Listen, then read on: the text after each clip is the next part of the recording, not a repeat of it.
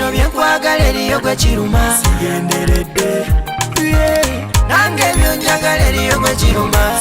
Wabawo agamba akasajja kano tetujja kukasobola katwokye studio. Nali munda ngenda owulira abantu bagamba mwali munda ngenda ozuukuka ng'ebisenge binono byonna byerembeseeko omuliro biti nga wansi wabaawo omukka omuddugavu gwambuka guti nenfuluma nze nga ndowooza kirooto nenkwata ku kyuma nga kyokya tekyanjokye engalo zange zino nenzigulawo ngenda olaba studio erimu omuliro eti nendowooza kirooto byaddala naye nga golaba si byaddala olira mu kirooto bagala kuddawo webake tulooto. Kati ze simanyi nange kiki kyankuuma obutakwatibwa muliro kubanga kiri ekizimbe enjaka gye kyali kyaka nagenda novaayo munda kufuluma ng'ebimotoka ebizikiza biri ebyo piriyodi y'emmotoka ezikiza weeviira gyeva kuba bagamba byava kajansi we bituukira okujja emakindi ebizikize kitegeeza munda nalwamu nnyo nabulako katono nnyo okufa.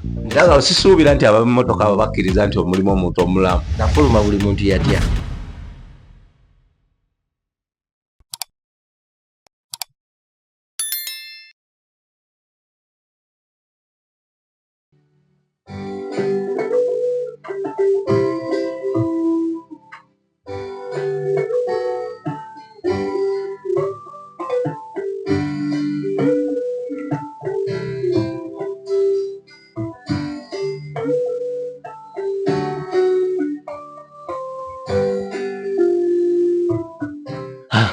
Abalabi baffe aba Follow Uganda omumanyize nabasuubiza siggwayo buli ddakiika mba mbaleetera ekipya. Amanya gange Mukasa David nga bulijjo omuweereza wammwe. Olunaku lwa leero ndi wano n'omwana mulenzi munnabitone kwegamba ali buli kimu, muyimbi, producer, kwegamba bingi byasobola okukola. Naye ng'olwaleero waliwo ekintu ekisinga okubonyaabonya bannabitono oba abayiiya kyekintu kya copyright. Copyright buli omu akitegeera bubwe, abalala tebakitegeererako ddala bawulira kiwulire. Akaseera kano njagadde nkuleetere abamu ku bali mu biyiiya mu kuyiiya ebiyiiye abakozi ba craft abasinga mu ggwanga muno mu Uganda n'okusukka mu Uganda nga olwaleero ndine producer Jonah Muwanguzi. Producer Jonah kusaba obuze ku balabi ba Follow Uganda. Nsanyuse nnyo nange okunkyalirako. Amanya gange nze Jonah Muwanguzi abasinga bamanyi nga producer Jonah abakubira endongo. Weewaawo nange neesimye okusisinkanako ebiseera ebisinga abantu nga mmwe temutuukikako naye kineewunyisiza kye mbadde nsuubira omuntu amanye abasinga balinamu embeera naaliza okuba si munene naye ng'eneetwalaye si mwangu wa kusaba bintu nga bino. Ne ku lw'obulungi bwa industry kinsanyusiza nti nammwe mwewaddeyo okusomesa eggwanga okuyamba bannabitone bategeere ki ekigenda mu maaso. Kinsanyusiza. Kaakati mukama wange olunaku lwa leero mbadde nsaba tulina ekintu ekiri mu nsi oba ekiri mu ggwanga ekitambula kyekya copyright. Copyright abamu bakitegeera bulala ne buli omu alina engeri gyakitegeeramu okusinza wakiwulira.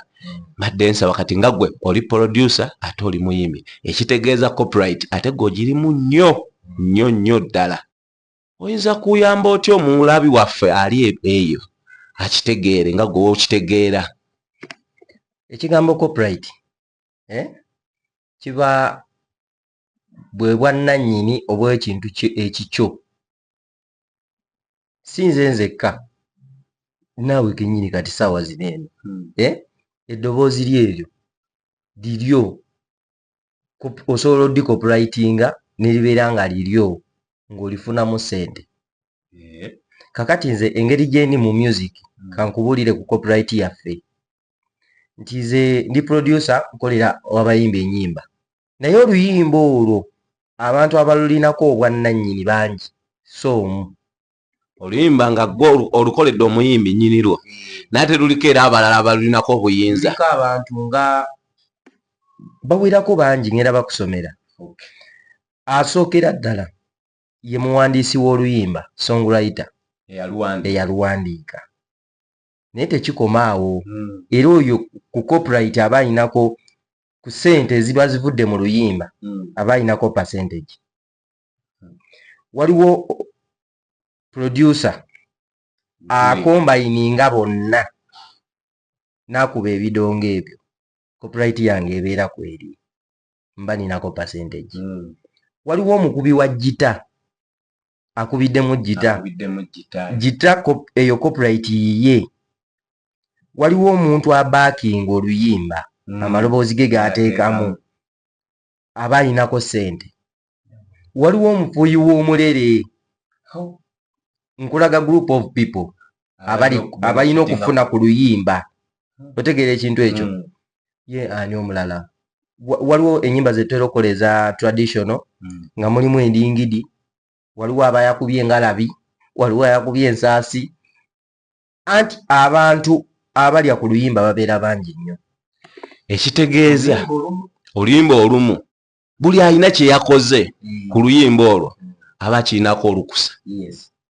Kati nno munnange abasinga tubadde nga tumanyi nze Mukasa nayimba oluyimba akayimba kange nti copyright yonna buli kimu kyange. Kati awo ensobi weeri, ensobi wejjira nti abayimbi bali selfish. Bw'agenda okuwandiisaayo oluyimba tayogera producer, tayogera muwandiisi, tayogera mukubi wa kivuga. Kati problemu eri awo. Naye kati okivunuka tukivunuka tutya? Nze neewandiisa nga producer, ennyimba nenzikwata zenkubye nenziteekayo. Kati gwe bw'ogenda oleeta oluyimba ng'ogamba nti lwo copyright yange olwedde balukwata ne bagamba jjo naye yakuba oluyimba ye producer. Gwe muyimbi era ofuna percentage yo. Otegeera ekintu ekyo? Kakati copyright teri ku bayimbi bokka.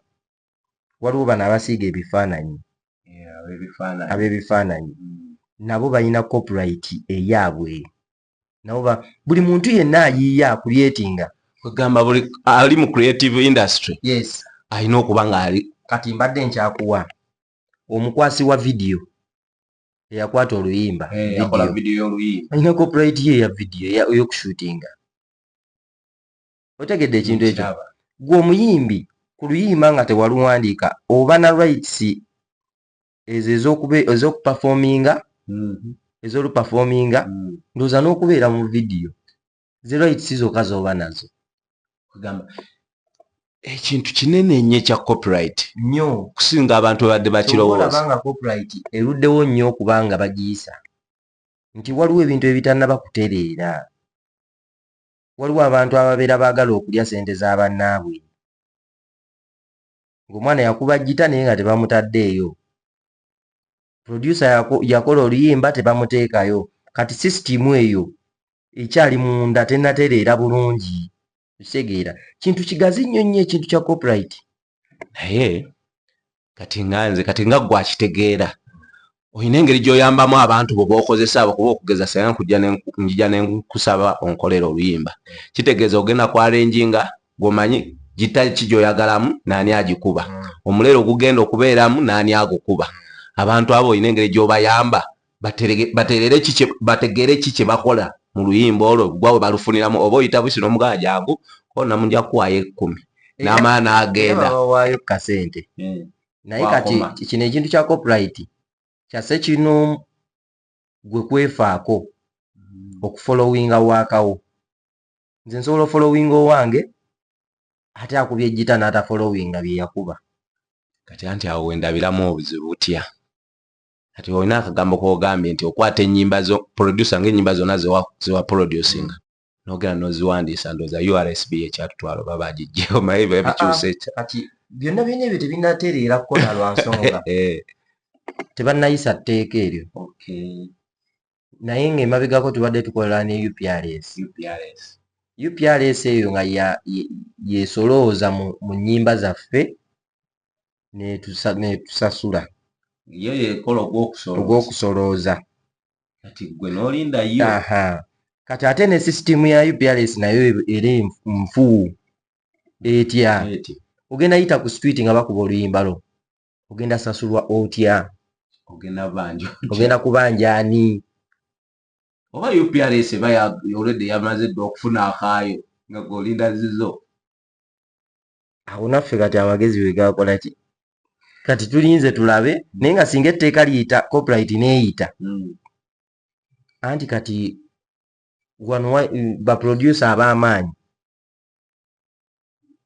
tuyinza obutadda kubeera mu mbeera mbi ya bwavu kuba nze ngenda nendaba abasajja eyo ensi ez'ebweru ng'abantu balina engeri gye bafuna mu biyiye byabwe oli naatuuka nga yafana dda naye nga bakulaga ssente zikyajja kitegeeza famire ekyalya ku mirimu gya muzeeyi gye yaleka naye wano mu Uganda kati kugeza tulina abasajja bakafeero babasudde abaafa bafire naye oyinza okusaba oli ng'akuba bukubi music we n'amutwala tulina bano abasala ennyimba nga ye ojja n'omuwa ebitaalo n'akuterayo akayima naye kati omwana taata nanyini kintu ekyo simanyi waafuna ku ssente ezo anti kati sisitimu nfu naye sisitimu singa eba ntuufu nga nnamu bulungi ssente ziba ziflowinga nga famire esigala efuna ki ssente ezo otegeereza tusobola kikola tutya okukitereeza ekikulu kasita etteeka liyita teri tteeka lye bayisa nga teririna ministry baba balina oteekawo ministry erifuga kitegeeza bagenda olwo waliwo abakiriko abagenda okukiteekako amaanyi naye kati luli tubadde mu bbanga kyovola abayimbi balwana nnyo tufune ministry otegedde ekintu ekyo kati copyright tesobola kuyisa otebasobola giyisa nga tebagiwadde ministry ekyovola abiruddewo lwakiruluddewo kuba ndabira ddala ng'omuntu agenda kuba afuna nnyo kigenda natuyamba okulekerawo okuba n'ennyimba ezifaanagana abantu bagenda tandika okuddamu okuyiiya naye kati tebakyayiiya owulira oluyimba nga balukubye naye nga lufaanana ate ennyimba z'abalala nogamba ye oba nze lumu n'ennyimba zempulira neŋŋamba ate ng'oluusi baproducer banjawulo neŋŋamba oba oli yaleese n'agamba producer njagala onkubire owulira akawulira akadongo ako abayimbi bakirina ekyo yanze nina omuyimbi yaŋŋambako njagala onkubire wakubye olimba bagundi naye njagala nga bwe wakikubye infact tobonaabona jjako maloboozi ge nze nnyimbe neŋŋamba bannaye musajja ono nemwawa tukulyetinga ekipya tugole ekipya agamba yembeera anyway copyright tusabe mukama atuyambe katugume naye nga bwebezze anti nze ate nze nja kuba musanyufu nnyo kubanga nze ne bwesiddamu kukola nenzituula waka kuba byokoze bingi bw'obiteekawo oba tokyabonaabona sikyabonaabona ennyimba zenkubye nnyimba nga 10 kumpi ate nga z'amaanyi ez'amaanyi eziwangudde n'awaadi weeziri nze nkugamba ennyimba nga 10 ezimanyiddwa kati gwe kubyamu akafaananyi abayimbi benkoledde ab'e Masaka ab'Ejjinja ab'Eggulu ab'Eruweero olowooza mba mu nnyimba nga mmeka kati ayo n'ennyimba tetuzibala kubale nti nyinza okubaayo n'omutwalo gw'ennyimba gwenkoze kati ogwo omutwalo gw'ennyimba lulima ne oba olufunako nnusu bita okitegedde bulungi kitufu obwavu ng'ate tuli bagagga obugagga bwe tulina tetubumanyi naye ate essaawa zakakati ate ab'amaanyi babonaabona wabulwa n'ekyokulya okitegeera kakati nze naalibadde mbonaabona kitegeeza naalibadde sibonaabona kukaabira mu kamera bannaaye studio yange bagyogeza naalibadde ngenda kugenzibwa akawunti nga nzijayo nga nzizaawo naye ate nebintuukako ne batuuka ne batusiba ebyuma ne byonooneka bansiba n'omugenzi mugema akuba akayimba wakavola omukulu kakati ne batukwata mwaka mulamba tulimu ebyo ngendo bivaamu nga nina kutandika bupya kati ate we nali ntandise bupya mbadde nteredde ababbi gye bafuutuse ne bayoola ebyuma bya studio byonna ne babitwala anti era amadde njagala okubuuza tubali tukumanyidde makindi ate ngira ti twesanga ennyanama naye ngamba ati fasi ndowooza nnyanama ndowooza gy'osula oyagadde tusinkanewo ategeeza okutuuka ndaba studio ngamba omukulu akoze atya bakumenya ebyuma ne byonna babibba bamenya ne babba ebyuma byonna ne kati wano olaba sinabakutereeza bulungi nina okusiba nkyali mu kutetenkanya kasita at least waliwo entandikwa naye munnaye eri naye obonyebonye kuba studio bagimenya ayimini bagyokya ozzeemu ogiragane bakusiba n'oddamu babibbye Nera gwokyalemmedde kukitegeeza kyolimu okyagala senga kiba kiteredde wali badde kati gwe mugagga omu ku baasinga mu ggwanga muno okusinga ku maanyi g'oteeka mu kintu kino. Kati nze nageza nako ne ŋŋamba naye lwaki seesonyiwa music ono ngende emirimu emirala naye nze gw'olaba babba ebyuma ne mmala omwezi gumu ngenda okuwulira obulamu bwe ndimu butandise okyuka. Omanye omuntu ekituufu olina okukkiriza nti nze kino natondebwa kukola kino nga ne bw'ogenda mu kirala ne bw'oba ofuniddeyo ssente nga togenda funa mirembe nga si yeggwe. Nze namala omwezi gumu ne mpulira nga atandise n'oggwa eddalo nga mbeera awo sikola nga ngezaako okwekaka mbu nkole ebirala nga mpulira obwongo butandise okucyankalana era namaliriza ngambe nedda nasobola kuva mu kintu kino. Buli muntu yenna Katonda amuwa omukisa waali mukyalimu just budde bw'oba tonnaba kugwa mu timing entuufu. Gye tulwanira tugigwemu lwakuba tetumanyi yadde kati kirega mu bulamu tutambula olugendo lutamanyi wawe lukoma naye ng'otambula gw'oli mu lugendo tomanyi nti oba nkoma gindi kati naatera otusembererawo. Kati producer ome twogedde bingi naye ekintu kino ekya music ekya producing biki byonna nga byolimu obiyingira otya era obiyingira ddi? Omuntu yeetaaga okumanya producer Jona atandika ddi endongo era agiyingirira wa? Kati nze nina show yange gye ntuuseeko gye ngenda okukola 14 November. Nga 14 November ku Tavern Woods. Yes. Kati mbala emyaka 10. Emyaka 10 nga producingira abayimbi ate 10 egyo gye mbala 10 nga mmaze okuba yiiti. Kati kitegeeza waliyo emabega gye wali eja struggle Katonda wala kuleetayo kayimba mabega nina emyaka 5. eri nagyo gigatte kuba era gye gyakutambuza okutuuka ku lwala. Sisobola kugigattako.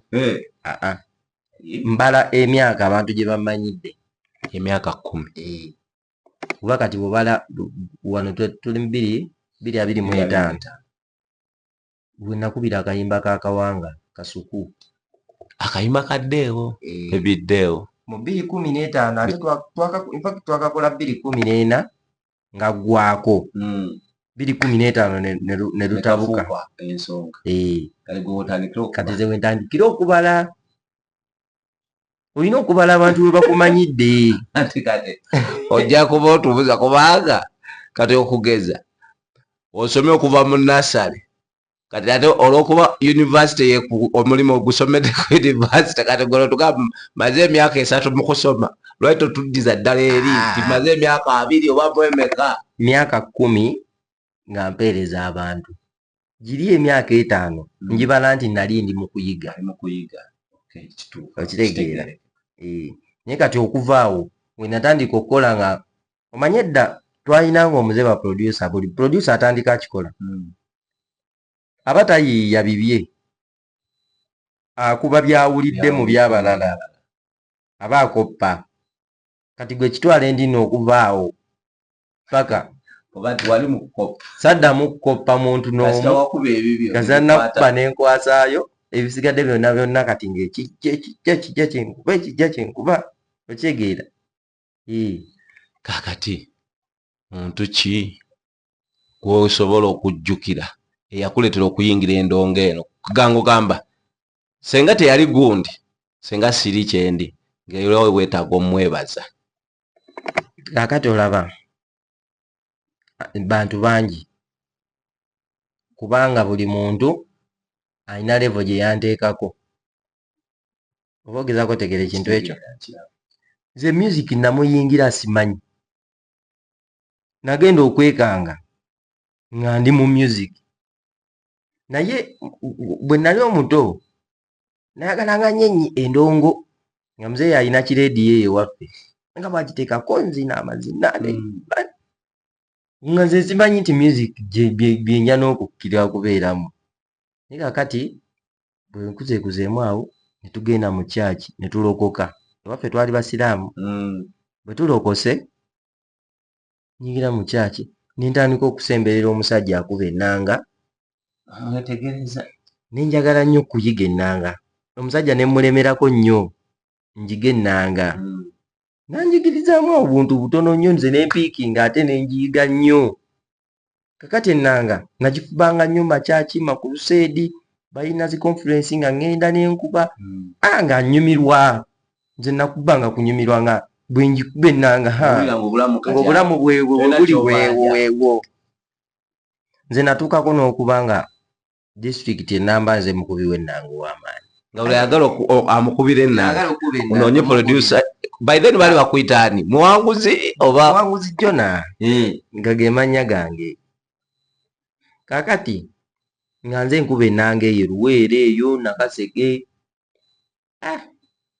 naye ekitegeeza olinzaalwa ye Luweero naawe naye kati mba lunaku lumu tulina baziyita baz conference waliwo oba babiyita batya neerabidde bwe bakiyita Crusade kampu waliwo kampu z'abavubuka nali ngenze nkuba ennanga nensangayo omusajja bamuyita producer Titus oba wamuwulirako producer Titus kati pastor ali eyo ali wakiseeyo ye yakuba oluyimba lwa pastor Bugembe bayita mpangira akawala ako producer Titus musanga ndaba omusajja bamuwanya ekitiibwa ayambadde okooti bamuwanya ekitiibwa nengamba omusajja gwe bawa ekitiibwa bamuyita producer nembuuza abaproducer bakola ki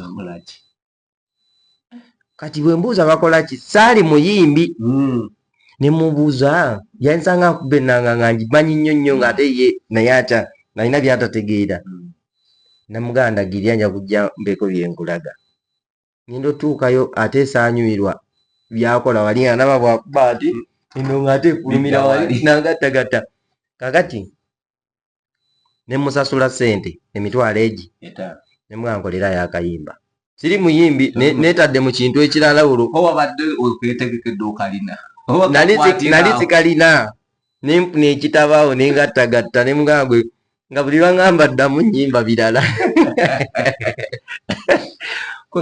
gye bayita freestyle nga tankolera akayimba jjukira nagendayo kulaba biki byakola ankoledde akayimba kakati sinyumiddwa ebintu byakola simubuuziza sente mmeka ez'okuyiga tasabye emitwalo oba 5 neŋŋamba muzeeyi njala yiga bintu bino nange mbuuza bifunira wani mwaze simanyi naye mbyagala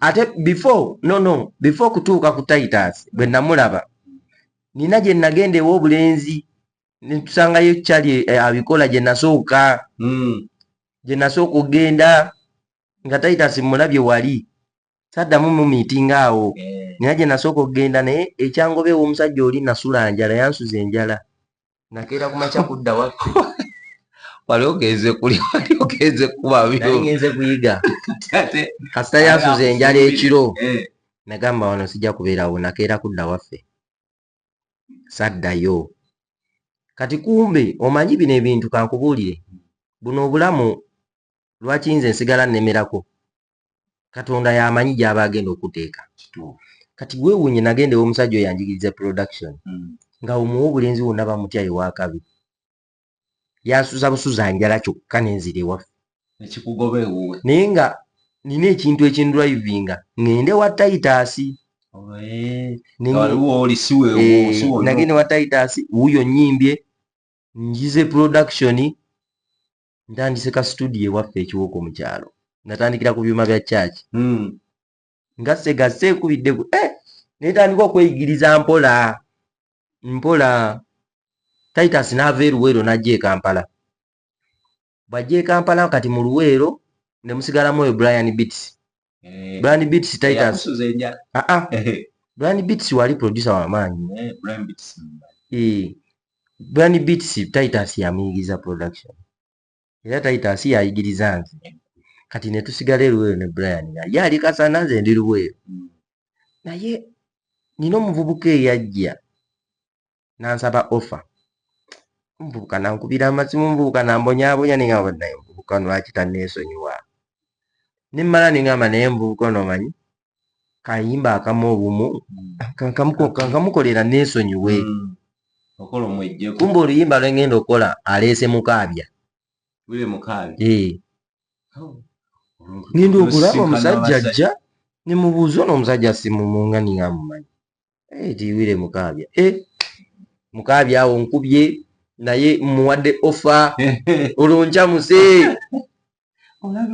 mukaabya enkeera akomawo ne tukwataganya nno ddala kuva mu 2013 naŋŋamba naye kyali mwana eno wambonyaabonya okujja lwaki tujja e Kampala tufunawo mu kawempe obeere awo otandikire awo tujja yiiya abayimbi nga ntya Kampala kati munaŋŋamba nina mutabani wange gwe njagala okolereko kamuleete nandeetera Babydewo yavuga Babydewo okumujja e Kampala paka Luweero ku piki yagamba Dewo tugenda awo kumpi atuuka Kawama tugenda awo kumpi ne bayingirawo obulenzi paka lwe yamuleeta Dewo naye bwe namukolerako n'akomangawo taga naye gwe kyali gwe mwana okola bulungi naye oli mu kyalo kati mukaabya yambeerako nnyo nampa amaanyi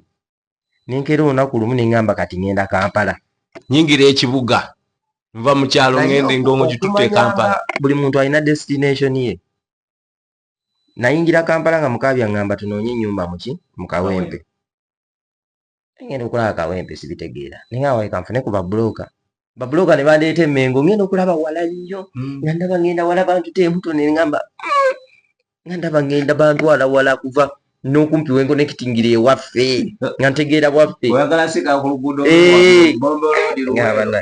naye okumanyanga ebintu bizibu omusajja n'agamba anaawereka abayimbi babeera Makinde eyo ewali abakabi Makinde ate obayewa bandeeta Makinde muganda wange neŋŋamba nga nzize wala nga n'omutima gunkuba ŋŋamba kujja eno naba ekutuka naye ekyambeeza Makinde ekyali ekintu eki twafuna ennyumba awo nga njagadde naye nga ndaba wala ekyambeeza Makinde kyali kimu baŋŋamba olaba ekikubo kiri eri studio ya Pademan eri awo neŋŋamba ne Pademan ali eno wala ate nga basajja b'amaanyi neŋŋamba wano weesiva kumbe kulaba bulaba ekikubo kya padde nti kyekyo kumbe nnyingira mu tawuni ey'abasita ey'abayimbi nga simanyi olwo oyingidde nentandika awo Makinde nenkuba 2014 awo nga ggwako awo natandikira awo netukola oluyimba neddeewo olwo lwakawanga ne lubbuuminga nze natandikirawo nenkubira mukaabya baafunawo ennyimba nnyingi ezatambula bandeetedde abayimbi abo bayimbi bangi besobola nakusomera ssaawa zineeno bayitirivu be nakolera nga sifuuka nze nnyimba zitabuse abo ne mbakubira endongo awo nyingira 2016 awo ng'ennyimba buli lwenkwatako babukubi nyingidde 2017 awo nga ntabuse buli muntu yenna ng'ayogera ku nze ndowooza newabaawo agamba akasajja kano tetujja kukasobola katwokye studio mba mwendi munda ku makya neebase ng'ekizimbe kyabwatuka lumu nga bomu nga nawe mwoli nalimu nga neebase jjukira ali nnyumba nnamba nga mwesula studio eri okwo kizimbe ne kikwata omuliro naye yo Katonda nalina engeri gy'akuuma abantu nali munda ngenda owulira abantu bagamba mwali munda ngenda ozuukuka ng'ebisenge binono byonna byerembeseeko omuliro biti nga wansi wabaawo omukka omuddugavu gwambuka guti neŋŋamba bannange nenfuluma nze nga ndowooza kirooto nenkwata ku kyuma nga kyokya tekyanjokye engalo zange zino nenzigulawo ng'endolaa studio erimu omuliro eti nendowooza kirooto byaddala naye nga golaba si byaddala olira kirooto agala kuddawo webake tulooto kaakati nenfuluma abantu ne bakuba enduulu wemmanyira nti byaddala nensala nempitamu nengenda mu nnyumba ya neiba ng'ennyo ekizimbe kikutte naye nze saakwata muliro kati nze simanyi nange kiki kyankuuma obutakwatibwa muliro kubanga kiri ekizimbe enjaga gye kyali kyaka nja kikulagako bannamawulire nagenda novaayo munda kufuluma ng'ebimotoka ebizikiza biri ebi emmotoka za faya ne zituuka ku kifo wekikutta omuliro nga gwanyini weebali naye nga nali nkyali munda kitegeeza obuddo piriyodi y'emmotoka ezikiza weeviira gyeva kuba baŋŋamba byava kajansi we bituukira okujja emakinde bizikize kitegeeza munda nalwamu nnyo nabulako katono nnyo okufa era nga sisuubira nti abammotoka abo bakkiriza nti omulimu omuntu omulamu nafuluma buli muntu yatya bwe ntyo neneeyungayunga nga biweddewo neegumyagumya neziramu nempanga kama w'amaanyi kubanga yate sitooli engeri omuntu gye bakuma omuliro ng'oli munda omwo ate jjukira studio zammwe muzizimbisa ebintu ebyanguwa okwata omuliro paliso bikwata mangu kati gwe kyoba omanya olugendo lwange luwanvu kati lwengenda okubanyumiza ku sho saagala kulumalayo kati tulinde ku sho kwogero tuwe ku sho ngenda mmalayo olugendo lwange emyaka 10 kuba kati awo ku myaka gye nkunyumirizaako giba myaka emeka 15 myaka 3 naye ng'oli ku myaka 10 gy'wagala okuwa kati otwaddeko 3 ate nga 3 nagyo gizitowa egyo emyaka 3 gya ttabbu kakati oyinayo mu bulamu bwo ekintu baali bakuwaayirizaako nga newe buli kati kikyakuluma ze bampayirizaako bulogo kati engeri gye nafuluma mu kizimbe ekyo nga kikutta omuliro ne bagamba ayinza atya obutakwatibwa muliro ayinza atya obutafiiramu musambwa si muntu balogo kati bayigira ekintu ekyo nekintabula omutwe olugendo otuwako myaka 3 kati omusanvu tugulinde kusho nina gubanyumiza wali ku show Rio Management bakutuusaako producer Jonah M live my experience 10 years of music channel yabo naterubadde Friday nga 14 November Tavani Wuduze Kabuusu tugenda kubeera mu ndongo nga tujagulizaako Jonah M mu myaka 10 nga atuweereza abayimbi bangi ne bakomedians bamuwerekedde Samisa Kisamakula Hajaruna Mberu Wajen Sofia Nantongo Aizon T Stabwana Toro Aziza Zion Mickey Wine O.S. Suna Mary Bata Sewa Abudu Mulas Giovanni Luzinda Betina Mukasa Wira Mukabya Mariam Martha Kibijigiri Kazibwe Kapo Queen Florence Enra Mayanja Nenanga bangi Mukabe kigenda kusuka okuyingira emitwalo 2 vyapya emitwalo 5 emeza kakade Mukabe fena tugweyo tuwagire Jonah M my experience 10 years of music channel kulwakutaano nga 14 November Mutavani Wuduze Kabuusu nga kiwagiddwa Vina Police Everboss Arts Open Sport H&M Restaurant Rio Audio Beat from Mama kakati mbadde saba omulabi waffe omutegeze ku show yo kubanga show ndaba esembedde show yange eri ennaku z'omwezi nga 14 November ngenda wali ku Tavani Wuduze Kabuusu kuyingira kwa mitwalo 2 mitwalo 5 VIP emeza ya miliyoni kati abayimbi bonna benkoledde abasinga obungi ennyo bagenda kubeerawo bagenda kuba ku show yo yes kitegeeza omuwagizi wasuubire ekintu nga kiri so massive ate abawagizi bagenda kuba batudde ng'ate batudde n'abayimbi baabwe kuba abayimbi bagenda kujja abasinga obungi bagenda kujja kundaba Jonah yatuyise atugamba ki okitegeera ekintu ekyo kati nawo abayimbi bagenda kujja batuule balabe Jonah biki byabayitiddwe bagamba kati omuwagizi wasuubira eki ku lunaku olwo asuubira ekyo gyatalabangako kuba tebangawo nze nsoose producer nze nsoose omu okukola show gwina gy'omanyiyo ya producer nga yakola show kazi nga teyagiranga kuba nsoose kakati nina okukola ekintu ekyakabye ennyo ne bannange bakirabireko batandika obbajaguza. Gamba otaddewo ejjinja buli omu kati ayagala akoppe kweri atandikira. Eno show saakoze nti nkoze show eya producer Jona oba Jona M omuyimbi. Nabigasse okitegeera okunserebulatinga n'omuyimbi abayimbiremu. Ekyokubirize nagenza olaba sijja kulinda kumala kufa bayimbi bagambe bannange oyo abo bw'amaanyi nnyo yatukolera kino, sigenda nze kubirinda. Kagamba gwe osazeewo balage kitokoma bakubira bo naawe kenyini osobola okuyimba. Sigenda kulinda banjogereko birungi nga maze kufa. Njagala babinjogereko wali eri ku show ngambe nakola nno. Kati wamumba wa ddembe oba mu music nkyalimu oba nvaamu oba neeyongerayo oba nkola ki mba ndabyeko. Kwegamba bwe ndiba nga nfudde eyo mu maaso eyo ne baba tebazze babeera bakikola. Kubanga nze neegenderezza nnyo omusajja Katolu Bwama yali wano yali kyali wano. Omusajja we twabeeranga naye omusajja n'abeera omusajja bwe yafa bannange ekyali ewuwe nnaku 7 baserebulatinga musajja naye nga bwe yali omulamu tebakimulagaako. Bebiddewo bwe yali omulamu tebamulagaako nti nno bamwagala. Daudi Mugema wabadde omulamu nga musajja wattu tamanyi na ku mayanja abantu bakola ki bamwagala.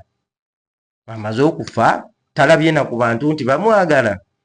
Bajja kulumbe bakaaba banaye oyo yakola kino omwana oyo abadde saagala nze kumala kufa babyogere nga sibiraba. Osazeewo biraba. Njagala mbirabe bampe ne ku ssente. Omanyi olaba abantu abo bw'ofa oli yeyamanze ndese miliyoni emu nze ndese kino nze bampe ku ssente nga nkyali mulamu nzirabeko nti gundi yampaayo ku ssente. Tolinda kankubuze ekibuuzo lwakuba nti nze nkigerezzaawo lwansonga nti ndabidde ku bakyali bange bangi nnyo nga bafa. Baadamu Mulwana Bamugema ate nga mbeera nabo tubeera nnyo close. Kyogamba bwe naafa oba bwe ne banfudde ng'ogwo okyaliwo kyogamba ne baba bantwala wa ggulu ssente zikubula ezijja tezisobola naye kiba kyetaaga kulya looni njirya ngende nkuziike. Kakati njagala olye looni ojja ku show yange onjiire ku ssente newe sikuziika tewali mutawaana tojja kululuma gwe mpa ssente ngamba omusajja ampadde ku ssente nga nkulaba. Omanyize kankubuulire gwe tubeerawo tukoze ebintu by'amaanyi nnyo bagamba oyasumbuwa abantu babeeramu naayasumbuwa. Bw'omala okufa nga bavaayo omusajja oyo yannyamba omusajja oyo yankolera kino nze saagala kulinda ebyo babinjogereko. Nze njagala bajje bampe ku ssente ku show akusiime ng'okyali mulamu. Omuntu asaba omuzindalo tugumuwe ampaaneyo kyampaanye kye nali mukoledde oba siina kye nali mukoledde naye nga njagala ampe ku ssente ntereeze ku bulamu. Awo nange nja kusanyuka nnyo nga naye bannaye abantu kituufu banjagala. Nze nkubuulira mazima ebintu bya Jona tebiggwa malojja naye kakalowoozo koowa ba artist oba banna abali mu industry ya creative art kalowoozo kikoobawa. Ekintu kye ngenda okuwa aba art ngenda kuwa okusinga abayimbi ba bandi. Abayimbi ba raga dansolo biki abo ngenda soka mbeesonyiwe lwa nsonga si bakyali bange nnyo. Kakati abayimbi ba bandi bano mbakoledde nnyo ennyimba bakadongo kamu ba Mathias Walukaga nga bw'omanyi music oyo yenna bakoledde nnyo. Balekise nnyo abaana abavubuka abakuba dansolo abakuba raga abaluga fulo biki ne bayingira mu katale kaabwe. Ogezaako okuntegeera balese abavubuka aba sitayiro eri erina okukuba mu clubs erina okukuba mu ki nejja neeyingira mu katale kaabwe. Kuba abayimbi ba bandi be bayimbi ababadde bayimba ku mikolo be bayimbi ababadde bayimba ennyimba ezibuulirira abaana be bayimbi kati basudde ekintu ekyo nabo ate bagadde bakoppe bali ne babayingiramu music n'agwa kugamba bagadde balwane ne bana ate be balekera ekifo tebabasobola ne bamaliriza nga music akoze eki agudde ase wansi. Kati nze akalowoozo ke nnyinza okubagamba bakole ekintu kimu banoonye ku producer Jona tuddemu tuzimbe omusingi omupya kubanga ababadde batuwaniridde abamu bagenze mu byabufuzi ogezaako oba okutegeera abayimbi abo ababadde bawaniridde abamu babivuddemu abamu bafudde. Kaakati abakyaliwo bandibadde bakwata ekintu kino mu ngalo bakyongeremu bapike sigale nga kitambula emyaka n'emyaka ebyasa n'ebyasa. Kweyanziza nnyo producer Jona n'esimu akadde kompadde kuba temuli bangu kutuukikako bangi betusaba interview nagamba nja kukubirako obudamu mukalaga yogera lugambo buli awo bwa luzungu just baba balinamu amalala amasappe naye era abantu tusigala tuli bantu ba bulijjo ffenna bino just kutambula eyo ne bakuwaana buwanyi nti producer era ebyo bakuwaana ne bikoma awo okyegeera naye ffenna tuba bantu. Kweyanziza nnyo omulabi waffe owa Follow Uganda yoyo producer Jona muwanguzi ate nga muyimbi alina show ye ng'ennaku z'omwezi 14 Novemba wali ku Tavern Woods okuyingira $2,000 VIP $5,000 ne miliyoni ya tebo. Bane nkowoola mwenna abanyumirwa ennyimba kwegamba producer akoze ennyimba nnyingi naye asabye ku mulimu gwe mumusiime ng'akyali mulamu era abayise mu kivulu kye ku Tavern Woods ennaku z'omwezi nga 14 Novemba.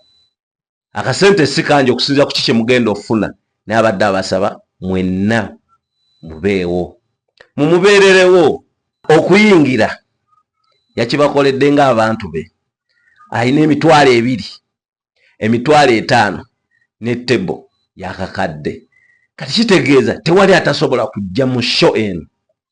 Ate n'ekirala omuntu ayinza okuba nga ali eyo atulabye wano nga tunyumya oba twogerako eri abantu wadde mbugamba nze sijja kusobola kubeerayo naye ati Jona oyo n'alibadde muwagira nyinza omuwayo akakadde nyinza omuwa $1,010,000 nyinza omuwayo akamotoka okitegeera nze kansome enamba y'essimu bampe ebintu nga nkyabiraba kikulu nnyo ekyo. Enamba yange eri 0756 24 52 22.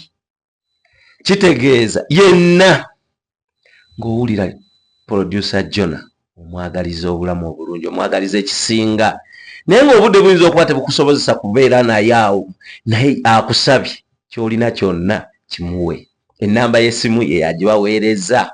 Kati abalabi baffe aba Follow Uganda lunaku lwaleero ndowooza kyembawadde kyekyo nze nabagamba siggwayo buli dakika ndeeta ebipya.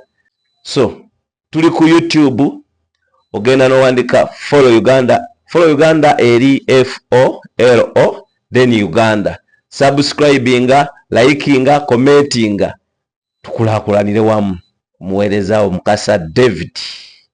Bino bye munjagala eriyo gwe kiruma sigenderedde nange bye mbagala eriyo gwe kiruma sigenderedde ajja nakwetuga nga 14 Novemba sigenderedde Tavern Woods kabusu mikwano mujemba sanyuse sigenderedde awuyi tuzikiza luyira guno muliro bino bye tutegese kuyite mudido emyaka 10 nga ngube nguliko jangu njagulizeeko kuyingira kyebiri VIP kizike ne tebo yakakadde bino bye munjagala eriyo gwe kiruma sigenderedde